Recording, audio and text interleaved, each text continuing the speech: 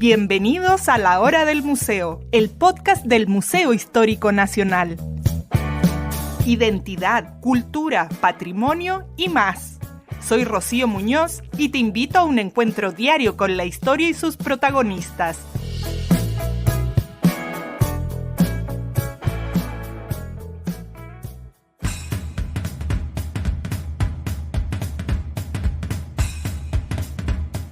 Publicada el 14 de enero de 1949, luego de más de una década de intensos debates y luchas de organizaciones femeninas, la Ley de Sufragio Femenino otorgó derecho a voto a la mujer en las elecciones parlamentarias y presidenciales, así como el derecho a presentarse a elección para ocupar esos cargos.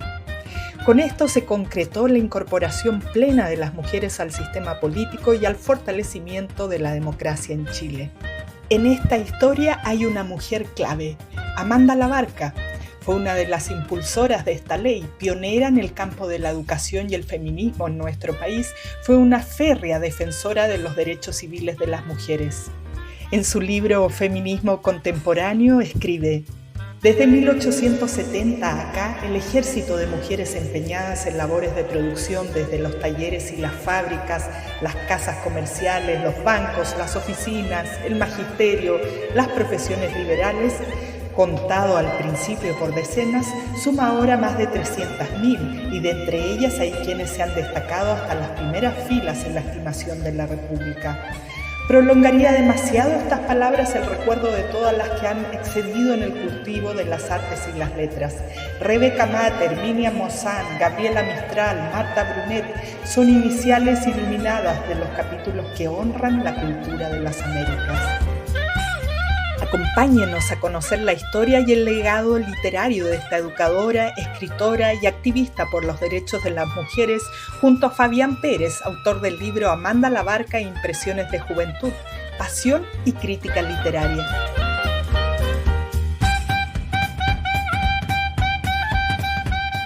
Bienvenido, Fabián, qué gusto tenerte en el programa. Es un placer para nosotros que nos acompañes aquí. Gracias por aceptar esta invitación desde el Museo Histórico Nacional. No, muchas gracias a ustedes por la invitación. De verdad que he escuchado el podcast, así que me siento súper halagado cuando Ril me escribió para que ustedes me habían invitado. Así que súper bien. Nosotros también nos sentimos honrados de tenerte aquí. Por estos días estamos recordando una efeméride, que es el derecho a voto de las mujeres, que uno da por sentado tantas cosas. A mí me da rabia hoy día cuando la gente no va a votar o no sé. Costó tanto, ¿no? Que todos pudiéramos acceder a tener voto, no solo las mujeres, sino también otras personas que quedaban fuera, no sé por qué.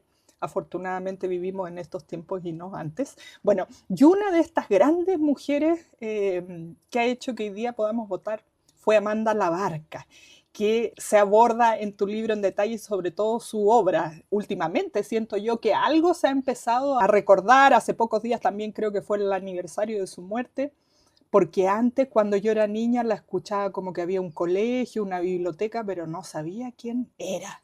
Así que, Fabián, cuéntanos, por favor, cómo descubres a esta mujer y por qué te interesa investigarla. Sí, no, mira, es interesante lo que dice, ¿eh? Amanda Labarca, de partida, es una escritora, ¿cierto? Que de hecho en el libro, cuando hago la investigación, me llamó mucho la atención. Mira, no puedo ser tan egoísta de no contar cómo llegué a ella, porque Por favor. llegué casi por cosas, como digamos así, de la vida. Yo estaba bien, hace un tiempo atrás, yo estudié historia, mi formación inicial en historia, yo soy doctor en historia. Pero después de algunos años empecé a trabajar en literatura. Entonces empecé a irme formalmente por los estudios de literatura. Y hace un año atrás hice un máster en literatura y estuve trabajando con una profesora, una académica bien connotada, que de hecho es presidenta ahora de la SOCHEL, la Eda Hurtado. Y estuve investigando, viendo si qué podía trabajar. Me había gustado mucho trabajar sobre todo temáticas relacionadas con escritoras mujeres en ese tránsito como entre el siglo XIX y siglo XX, pero trabajé como escritoras latinoamericanas, había hecho un par de cosas en la universidad, algunas cosas que estaba investigando, y Eda me propone, me invita a trabajar con ella en un Fondesit, que ella estaba como co-investigadora, ¿cierto? Con Gonzalo Salas, que es uno de los grandes labarquistas, Gonzalo Salas a nivel nacional. Yo también ahí todo el respeto para el trabajo de Gonzalo, que él lideraba un fondo ahí súper importante sobre la faceta literaria de Amanda Labarca. Entonces, la EDA me dice, mira, hagamos una revisión del corpus, del corpus literario de Amanda Labarca, y ahí vamos viendo y afinando cómo y qué vamos a trabajar. Entonces me puse a leer los trabajos literarios de Amanda Labarca, que son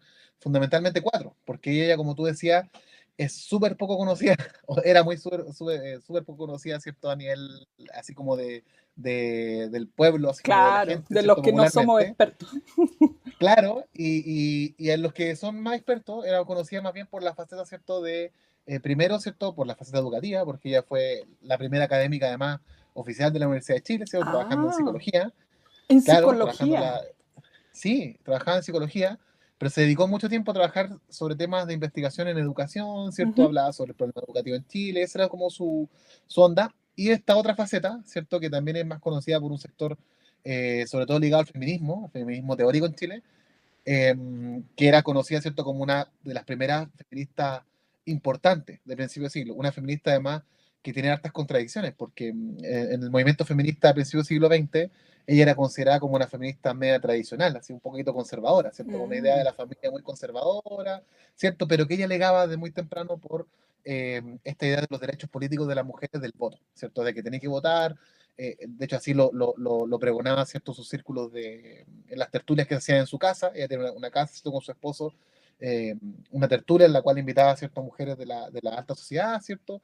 Y hablaba de la importancia del voto femenino. Tenía toda una idea que ella venía trabajando desde su tiempo. Ella estuvo estudiando en Estados Unidos, en la Universidad de Columbia. Ah, qué Entonces top. traía esta idea de los...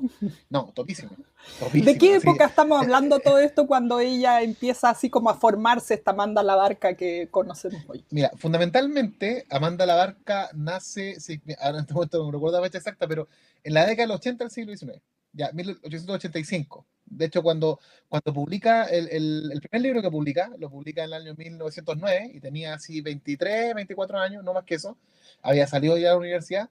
Y en ese contexto, como el año 1910-11, ella se va a Estados Unidos por una beca que gana, que postula, qué sé yo, en la Universidad de Columbia, y el Estado, ¿cierto?, la manda en comisión con su esposo, ¿cierto?, a Estados Unidos, y va a la Universidad de Columbia y ahí estudia con gente súper importante, así como, o sea, con la creme de la creme, así en educación, ¿cierto?, en psicología, como que hace todo un recorrido, ¿cierto?, para Europa también, y ahí se empapa y ahí conoce, ¿cierto?, esta idea de los clubes de lectura, ya que en Estados Unidos es muy famoso ciertos clubes en los cuales mujeres o hombres, ¿cierto?, invitaban a sus casas a personas, ¿cierto?, distinguidas, vecinos, amigos, qué sé yo, y leían textos, ¿cierto?, y los comentaban. Entonces, bueno, dijo, esto es importante, y a mí me llamó la atención, ahí vuelvo a lo que te decía adelante, porque la primera obra que ella publica, que se llama, ¿cierto?, Impresiones de Juventud, en el cual yo baso el libro que escribí, es una obra en la cual ella hace crítica literaria. O sea, algo súper distinto que yo nunca había escuchado de Amanda Labarca, ¿cierto? Yo la conocía con esta faceta, como te digo, educadora, feminista, ¿cierto? Por la lucha de los derechos políticos de la mujer. Pero antes que eso, si la primera Amanda, la proto Amanda Labarca, así como la que estudia en la universidad, ¿cierto? Diserta ante una serie de hombres, imagínate una academia poblada de hombres, da una disertación que se llama Impresiones, ¿cierto? En el fondo novela, y ella comenta poesía, ¿cierto? De la época, poesía, autores que le gustan, novelas que le gustan, y eso después lo transforma en libro, ya el año 1909. Entonces, esta faceta crítica literaria a mí me quedé así, pero impresionado, impresionadísimo. Como te digo, yo no la conocía, o sea, tengo así totalmente el desconocimiento, le cuento a ella, hoy se escribe este libro, la guía me dice, claro, sí, es muy bueno, y fíjate que lo otro que me gustó es como la mirada humana que tiene la literatura, porque de hecho ella parte diciendo en su texto, diciendo, estos libros yo no los voy a compartir con ustedes para, en el fondo, pavonearme de que yo sé o de qué es lo que leo, sino que los comparto, dice, desde el amor, porque yo amo la literatura, amo a estos autores, me he enamorado de sus libros, dice, me gustan los temas que trabajan.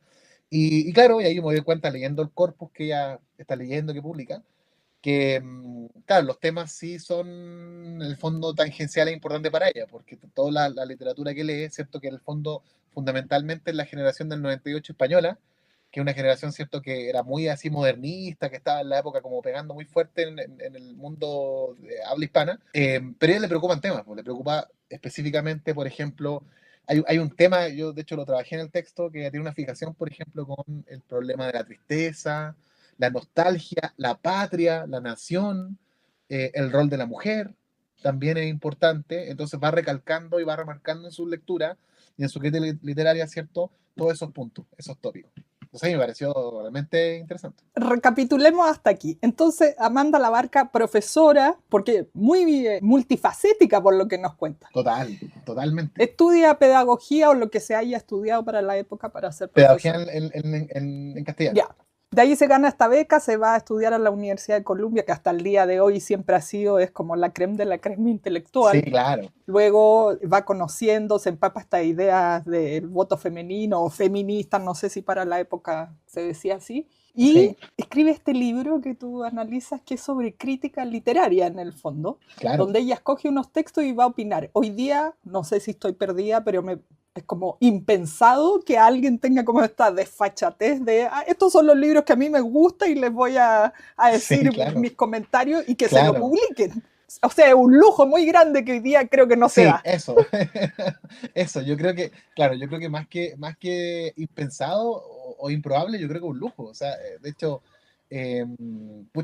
acabo de terminar de leer recién, así, no tiene nada que ver con el tema, pero porque me gusta mucho leer la crítica literaria, el libro de Álvaro Bizama sobre Carlos Droguet, ya que él es un ensayo sobre Carlos Droguet, y uno lee a Bizama y él está diciendo, bueno, esto es lo que a mí me gustó, esto es lo que yo leí yo, como tú dices, lo encuentro fantástico que un crítico literario pueda escribir sobre la lectura que le guste, le fascine, por qué es importante para él. Claro, entonces, ahora, si pensamos que esto fue publicado hace más de 100 años por una mujer, sí. Ahí eso te cambia todo. Por una mujer, ¿cierto? Hace más de 100 años, que ella tiene, como tú dices, la desfachatez de decir, estas son lecturas que a mí me gustan. Y además hace una declaración de principios que para mí es fundamental. O sea, ella dice, déjame buscarla porque no quiero engrupirte. pero dice lo siguiente, cuando parte el libro. Cada uno de los autores era como un amigo para mí. A través de sus palabras los conocía e intimaba. Y como experimento la necesidad de hacer partícipes a los demás de esta riqueza espiritual que me han aportado, he querido entregar al público las impresiones que en mi espíritu han venido produciendo estos modernísimos autores. Entonces, en el fondo, ella, en la primera parte del libro, ella parte diciendo, esto yo lo hago del amor. A mí no me interesa la crítica, así, la crítica maliciosa, lo dice. Entonces, esa declaración de principio, a mí la verdad, para este 2024, o sea, bueno, perdón, ya 2025, pero 2024, ¿cierto? Que en realidad lo que yo escribí el libro como entre el 2022 2023, ahí fue como el tránsito que lo estuve escribiendo, me pareció una declaración a contrapelo, o sea, totalmente contracultural, porque incluso para la academia a veces es amable, por lo menos la que yo trabajo en la UNAP, y tengo la bendición de trabajar en un grupo humano muy bueno, lo digo bien en serio, en el cual hay un espíritu súper compañerista, o sea, súper bien. Pero en general la academia no es amable. No. De hecho no es amable, o sea, es súper ácida en las críticas. Y de hecho ella sufrió por esto, o sea, la publicación del libro le valió comentarios muy ácidos de críticos renombrados de la época. Si el más ácido fue Omer Emet, el crítico cierto famoso, ¿cierto? Emilio Weize, que le dice como, esto no es una crítica, tú la crítica no puedes ser tan amable, tienes que ser más duro, esto es cualquier cosa menos... Claro, porque venían de una escuela distinta, entonces aparte diciendo, bueno, yo hago esta crítica de lo que me gusta, voy a hablar de lo que me gusta. Y eso ya contrapelo, ya eso es completamente, ¿cierto? Contracultural a la época, ¿cierto? O al menos va en una dirección distinta. Entonces eso me llamó la atención. Yo le comentaba a Laida, ¿cierto? Que cuando estábamos trabajando en esto, y le decía, bueno, eso me llama mucha atención, que una mujer se atreva a decir esto, ¿cierto? Y se atreva a escribirlo y se lo publiquen además. Sí. O sea, ese es el otro tema, porque ella lo publica por la casa editora Tancredo Pinochet, que Tancredo Pinochet es un intelectual de la época, de la crisis de 1910, ¿cierto? Del centenario, que es nacionalista.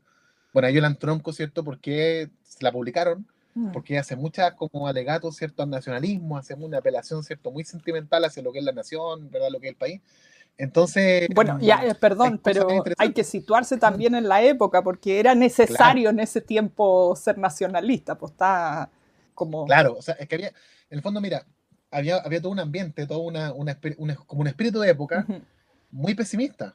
O sea, piensa tú que estábamos en Chile, que otro periodo que también es súper fascinante en la historia de Chile, que hace nada, así 15 años atrás, 19 años atrás, había pasado una guerra civil terrible e inexplicable. De hecho, hasta el día de hoy Me gusta mucho la opinión que tiene Jocelyn Hall, que él dice, no podemos entender, incluso todavía no se sabe muy bien por qué fue la guerra y las cosas que ocurrieron en la guerra. Piensa tú que en la guerra del Pacífico, que había sido 10 años antes de la guerra civil, murieron, no sé, entre 4.000 y 5.000 personas. En la guerra civil, que duró 9 meses, una guerra entre chilenos, murieron 10.000, incluso más, y con episodios súper sangrientos. Entonces, esta sociedad chilena venía de un trauma más o menos Claro, complejo y que se ha estudiado súper poco. Y hay un sí. trabajo bien interesante ahí de Gabriel Cid, que habla sobre la guerra, la masacre de cierto de Locaña, y da explicaciones de qué fue lo que pasó. Entonces, esta sociedad venía con un pesimismo muy, muy profundo, una república parlamentaria, ¿cierto?, que deponía ministros como quería, había, ¿cierto?, una fragilidad en el ambiente y una serie también de cambios y de peticiones de reforma. Entonces, estos intelectuales del centenario de 1910, más o menos, que se llama esa generación, que son en realidad como entre 1900 y 1920, empiezan a pensar qué es Chile, po, y para dónde va, Ujú. cuál es el problema de Chile, ¿cierto? ¿Cuál es como el camino a seguir? Aparecen movimientos nacionalistas como el de Tancredo Pinochet, ¿cierto? O Nicolás Palacio con raza chilena antes que Pinochet, ¿cierto? Que son cosas media extrañas para Mm. Chile, ya como muy nacionalista, hipernacionalista en algunos casos, ¿cierto? Hasta el punto de lo racista y los discursos, ¿cierto? Eh, medio racistas, pseudocientíficos, rozan y coquetean, ¿cierto?, con estos movimientos. Entonces, en ese contexto, insisto, que una mujer venga y hable de esto, y además que toque tema nacionalista, bueno, llama la atención. Entonces, ahí la casa editora se lo publica, ¿cierto? Es un trabajo además interesante, no quiero desmerecer el trabajo de la Barca, todo lo contrario, de hecho, es un trabajo muy bien escrito, ¿cierto? Bien pensado, eh, cataloga muy bien, ¿cierto?, la genealogía de escritores, ahí los va comentando, pero es una apuesta con un espíritu de época súper, cierto, agitado, con movimientos feministas, además, muy aristocráticos. Piensa tú que los movimientos feministas de principio de siglo que buscaban el voto femenino no eran movimientos populares Mm. necesariamente, Qué eran movimientos de interesante. mujeres aristocráticas, mujeres, ¿cierto?, que liberales aristocráticas, ¿cierto?, de familias con abolengo, ¿verdad? Hoy día Entonces, tenemos una concepción contraria, como que pensamos claro, que es al revés, es claro. más conservador, más restrictivo la clase alta, digamos.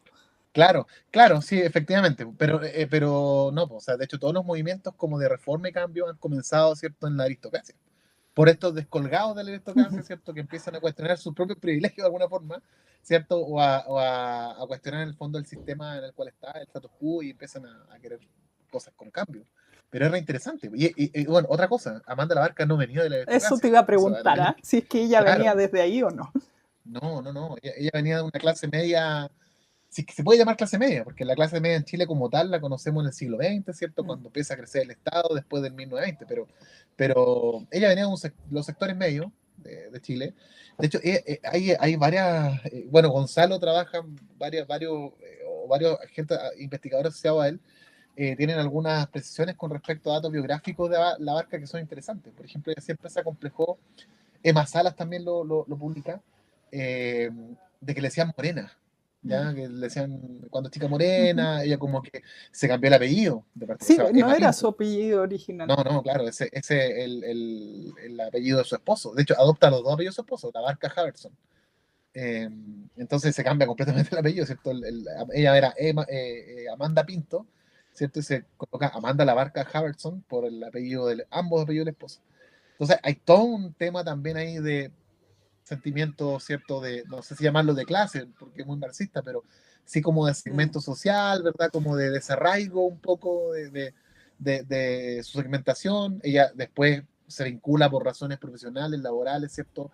Y también por vínculos que tiene el marido, ella misma, marido embajador, ¿cierto? Alcalde, o sea, tuvo puestos importantes después internacionalmente, ella también se vincula con gente, ¿cierto?, de la aristocracia, o al menos, ¿cierto?, de esta aristocracia intelectual de principios del siglo XX, eh, publican en revistas conocidas, lo cual le hace entrevistar a escritoras conocidas.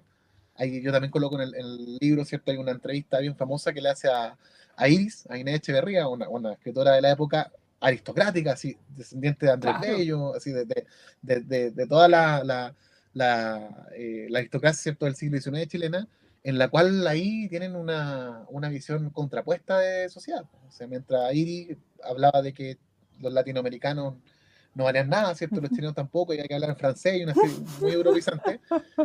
Amanda Labarca decía, no, no, no, o sea, el castellano es importante, ¿cierto? Y acá toma el contrapunto nacionalista. Entonces, es una mujer nacionalista, ¿cierto? Que tiene hay cosas bien duras con respecto a ello y se posiciona y eso ya es un valor. O sea, piensa que, yo siempre pienso, le digo como a mi alumno, hoy cuesta posicionarse, hoy cuesta Sí. decir yo creo esto, o yo tengo este valor, o tengo esto. Entonces en esa época era aún más difícil y aún más para una mujer, ¿cierto? Insisto, siempre tomando en cuenta eso. Yo me quedo pensando, este libro, ¿era su primer libro, nos decías? El primer El libro, primer claro. libro, o sea, volviendo a lo extraño que es, ¿no? A lo privilegiado de alguna manera, porque sacar un primer libro que más encima sea de este estilo, pero todavía no me queda tan claro quién era Amanda Labarca para entonces, o sea, ¿era conocida en la alta sociedad? ¿Ya era una intelectual con cierto reconocimiento? No, O es nada. más adelante? ¿Cómo? ¿Cómo No, se va era una. forjando? Claro, eso, no, Amanda Labarca publica este libro cuando tenía 23, como te decía, 24 años. Eh, Tiene una historia bien particular. Ella estudió en la Universidad de Chile, primero entró a medicina, o sea, primero entró a bachillerato, ¿ya? Después estudió medicina y después se cambió a pedagogía en castellano. Y ahí Mira, pedagogía en castellano termina. también impensado Sí, para hoy que alguien se vaya de medicina a estudiar sí, pedagogía, claro, sí, sería sí, sí. otro nuestro sistema educativo. Sí, pues, exactamente, sí, pues también es contracultural hoy. En ese Sí. tiempo yo creo que sí, igual era contracultural estudiar pedagogía, ¿verdad? Ese tiempo. Más considerando que la carrera de medicina con la carrera de derecho, las de más alto prestigio, Sí. y además las que tenían acceso de medicina, sobre todo las mujeres. Mm. Piensa, Eloísa Díaz, la primera mujer, ¿cierto?, que entra a Sí. estudiar medicina. Estaba muy reciente el decreto Amunátegui, Ujú.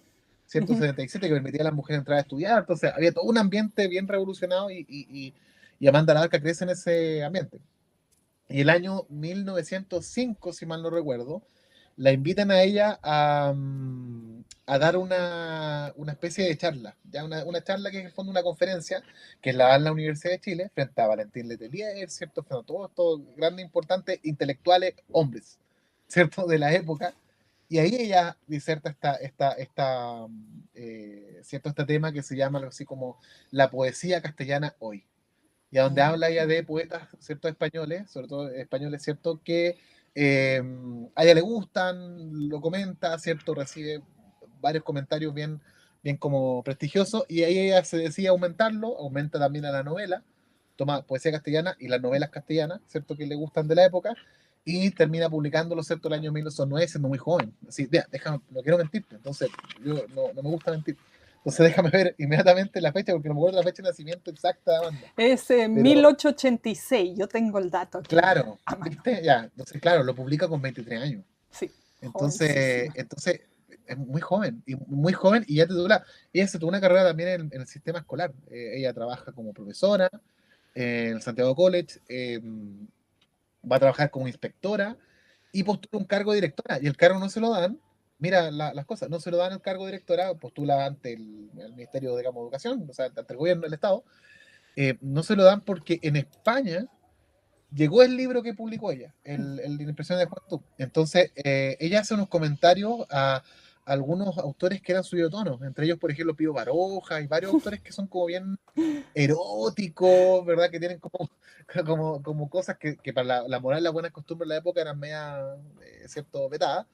Entonces llega lo que ella escribe a España, la plagian el comentario que ella hace uno de estos autores, lo publican en España sin autorización de ella, ¿cierto? Y cuando se enteran en Chile, sobre todo las mujeres de la sociedad, las mujeres, obviamente, acá un tema interesante ese, se enteran acá, ponen el grito en el cielo y dicen, no, esta mujer no puede estar, ¿cierto? Miren lo que está escribiendo, cómo escribe estos autores, ¿cierto? Y esto se va a saber y ella va a estar en contacto con, va a hacerle clase a niños, ¿cierto? Y las buenas costumbres, qué sé yo, etcétera.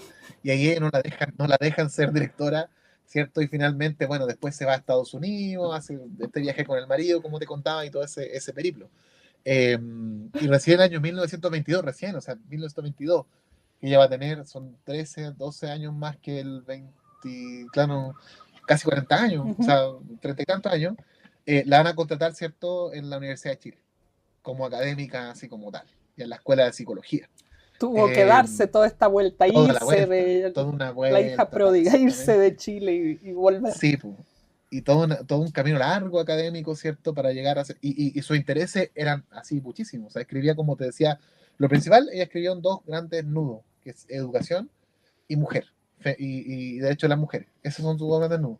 Pero, por ejemplo, tiene un trabajo, un ensayo sobre eh, hay esta cosa así como de la mejor forma de manejar una hacienda, así como la mejor forma de manejar un predio agrícola.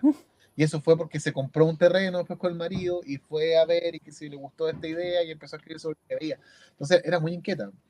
Pero paralelo a esto, lo que yo postulo en el libro, para irme un poco también a lo que escribí, es que ella siempre tuvo esta beta literaria, siempre se estuvo en Sí. deuda. De hecho, el último trabajo que tiene ella literario, que se llama Desvelo en el alma, que son unas crónicas y diarios de diario íntimo en el fondo, ella dice, yo, pucha, nunca escribí la novela que quise escribir. Ay, Siempre me qué dediqué a la triste. universidad. Sí, claro, es muy triste porque dice como, yo debería haber seguido en esto, pero en realidad me dediqué a la vida y la vida, verdad, distinta y me llevó por el camino de la academia y escribí muchas cosas, pero no escribí literatura. Entonces, me faltó eso. Entonces, ella escribe en su vida literaria, escribe este libro, Impresiones de Juventud, que es una crítica literaria. Después escribe, ¿cierto?, el año 1915, En Tierra Extraña, que es sobre una novela, completamente ¿Mm? novela ficcionada, ¿cierto? Pero está basada completamente, uno la lee, encuentra los paralelismos, en su viaje Mm. a la Universidad de Columbia, así es total, el espejo. Luego escribe cierto cuento a mi señor, que son varios cuentos, ¿verdad?, reunidos y una novela cortita. Eh, y en el año 45 publica, ¿cierto?, las entradas de su diario íntimo, ¿verdad? Y algunas crónicas que escribe en el diario, cosas así, que se publican, que se antologan y se publican. Y esa es su incursión en la literatura, que por lo demás fue muy buena, ya, pero recibió algunos comentarios tibios, estos fueron muy candentes al principio, ¿cierto? Tiene hartas cosas controversiales, de hecho, la novela En Tierra Extraña, que Ujú. se publica en 1915, es súper controversial, po. O sea, es muy controversial. No voy a decir todo porque estoy trabajando en algunas cosas de eso, pero ahí tiene, por ejemplo, epítetos hasta racistas, clasistas, habla ahí contra... se nota Sin su beta filtro. nacionalista, sin filtro, totalmente, sin filtro. Sí, sí. Y en Pero que cuanto, es muy de la época, es muy de la época, sí, no hay que juzgarla tan fuerte. Sí. sí, pues que hoy día estamos en una época de muchas sensibilidades, no se puede decir nada porque todos se ofenden, lo que Efectivamente. sea. ¿Qué hay del estilo literario? Tú decías que este primer libro, bueno, muchos autores españoles de la generación del 98, yo no lo tengo tan claro, de esa época no la he leído mucho. No sé si ella se empapa de ese estilo para escribir, ¿cómo era? Sí, claro, sí, pues es un estilo muy, muy cadencioso, ¿cierto? Así de mucha cadencia, ¿verdad? De mucho lisonjeo Mm. verbal, por llamarlo de una forma.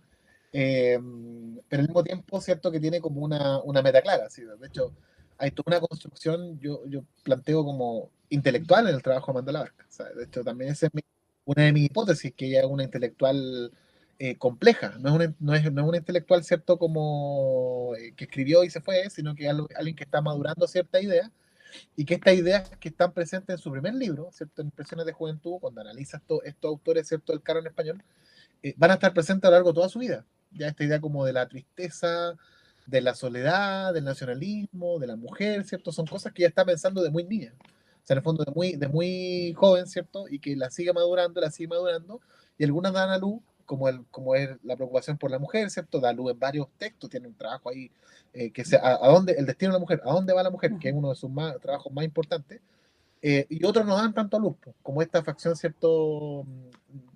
Esta paz, digamos, ficcional o literaria, ¿cierto? Novelística, no se queda más trunca.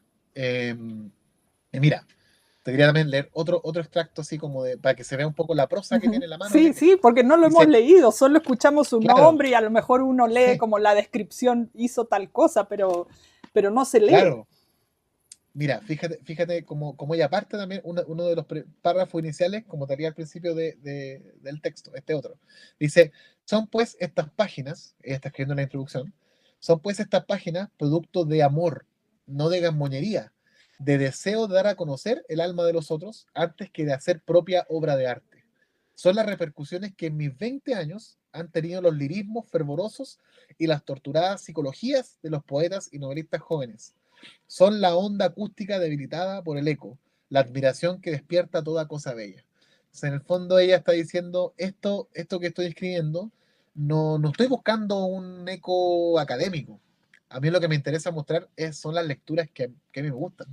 Y son las cosas que yo he encontrado valor, cierto valor estético, valor así ético y estético, y que quiero hacerlas parte a los demás. Si a mí me han servido, también le pueden servir a los demás. Entonces, cuando yo hacía, insisto, cuando yo hacía este ejercicio de leer la obra de la Barca, y lo conversé mucho tiempo con Eda, ¿cierto? Con otros profesores, me llamaba la atención este impulso vital en una mujer, en un joven, ¿cierto? Además, de decir, quiero dar a conocer lo que leo. O sea, de partida ya hay un milagro, ¿cierto? Que deberíamos darnos cuenta que ella leía. Una mujer, ¿cierto? Que una persona joven de 23, 24 años diga, tengo lectura en el cuerpo y son estas, ya es un milagro, ¿cierto? Incluso entre estudiantes de humanidades del siglo XXI, ya es un milagro que tenga tanta lectura. Y lo otro es que diga, mira, quiero darla a conocer porque de alguna forma me sirvieron a mi alma, entonces te pueden servir a ti. Y ese es el fin. El fin no es la crítica así dura, no es la crítica, ¿cierto? Como ella habla, la gasmollería, así como en el fondo la ínfula de decir yo sé esto, mira lo que leo, mira como de talarse en un pedestal, sino que es una crítica amable.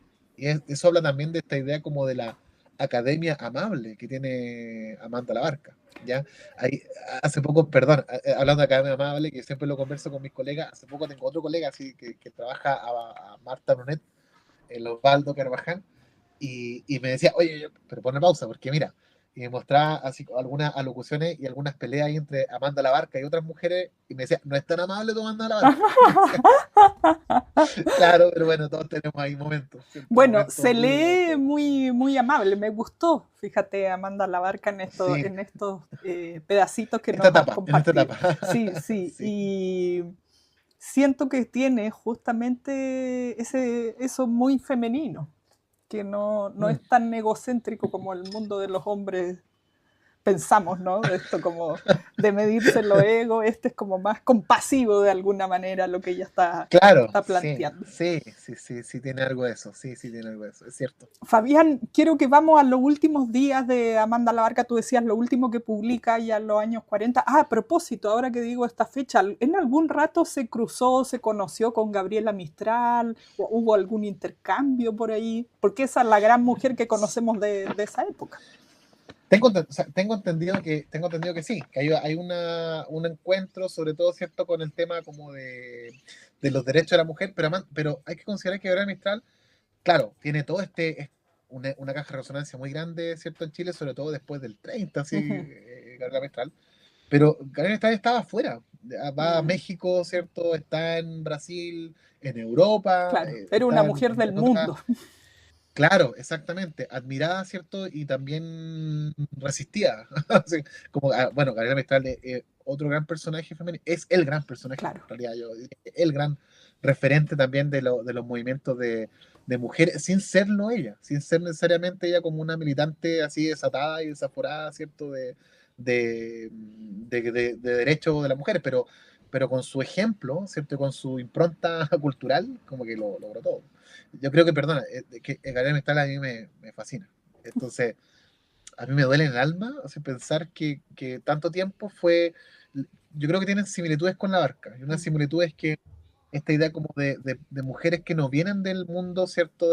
Necesariamente de la aristocracia, o Claro. voy a llamar así como del primer mundo intelectual. Ya son gente que viene como de sectores más abajo, ¿cierto? Y que se van educando y que van logrando cosas por su esfuerzo, por su inteligencia, ¿cierto? Por su logro, y que son al mismo tiempo resistidas y tienen un carácter también ellas como eh, muy como de sobrevivientes, si uno lo lee. O sea, Gabriela Mistral es Sí, una sobreviviente. sí, Por donde uno totalmente. lo mire, sobreviviente, ¿cierto? Y ella en sus poemas habla sobre cómo hablaban de que era fea, de que no sé qué, Dice, pero aquí estoy. O sea, sí, entonces, aquí estoy. Pues, o sea, y le dan el Nobel antes que el Premio Nacional de Literatura y eso te dice mucho. O sea, te dice todo en realidad. Sí, Te dice no. todo que la reconozcan afuera y no acá. Pero, entonces, Es sí, tremenda mujer, tremenda. Bueno, tremenda. la mujer de nuestra historia, yo siento.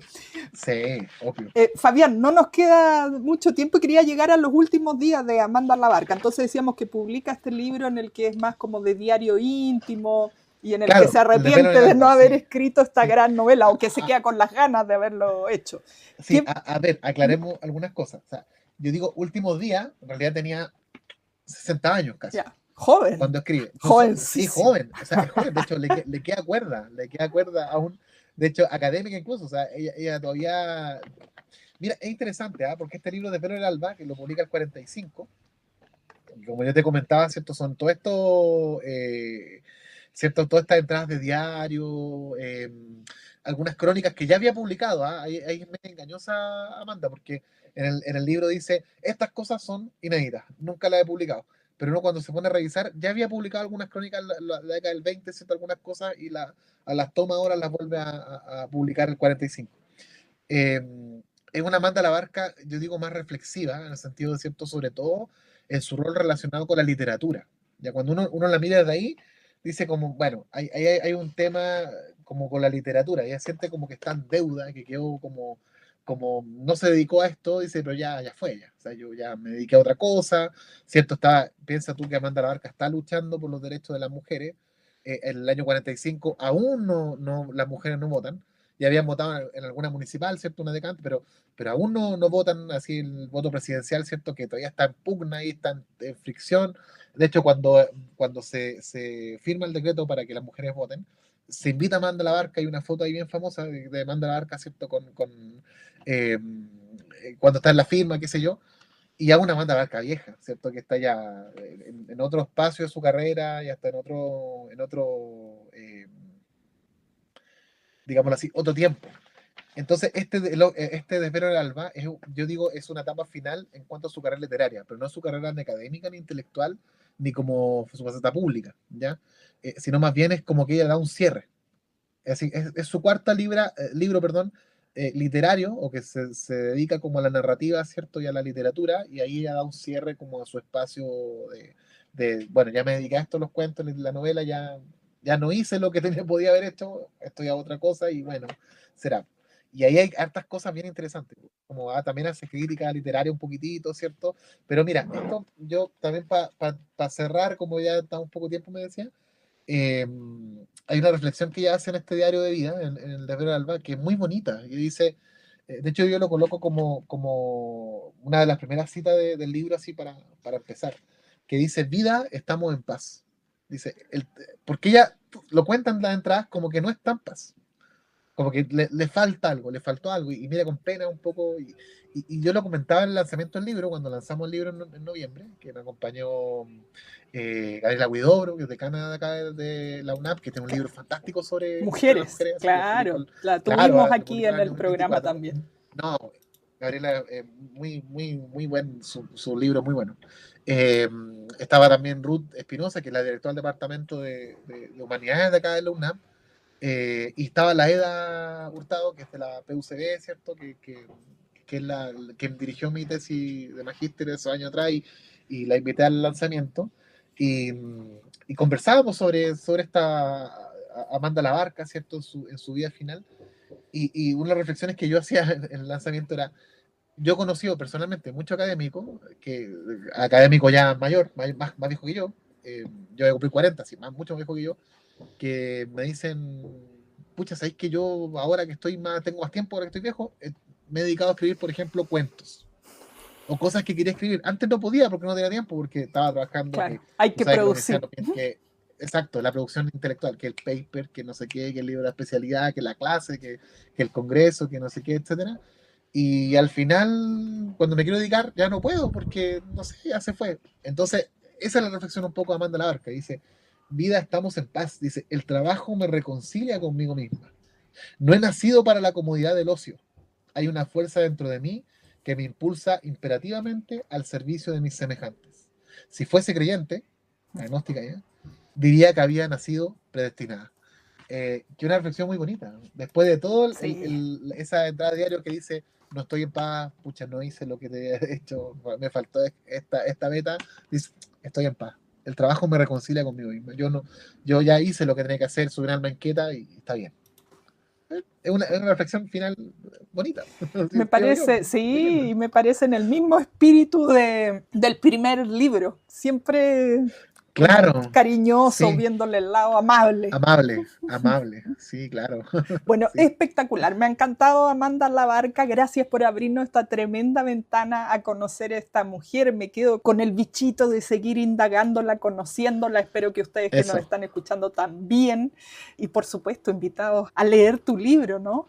Amanda claro, Labarca, Impresiones de sí. Juventud, Pasión y Crítica Literaria. Este libro de Ril que, bueno, es parte de lo que nos has compartido el día de hoy. Fabián, muchísimas gracias por conversar con Muchas nosotros aquí en el gracias. programa. No, muchas gracias a ustedes por invitarme. Te agradezco a ti también, Rocío. Así que de verdad que muy, muy interesante todo estar con ustedes y gracias a todos los que nos escuchan, que se interesen en estos temas. Eso es muy lindo. Esto fue La Hora del Museo, un encuentro cotidiano con nuestra historia, el podcast del Museo Histórico Nacional.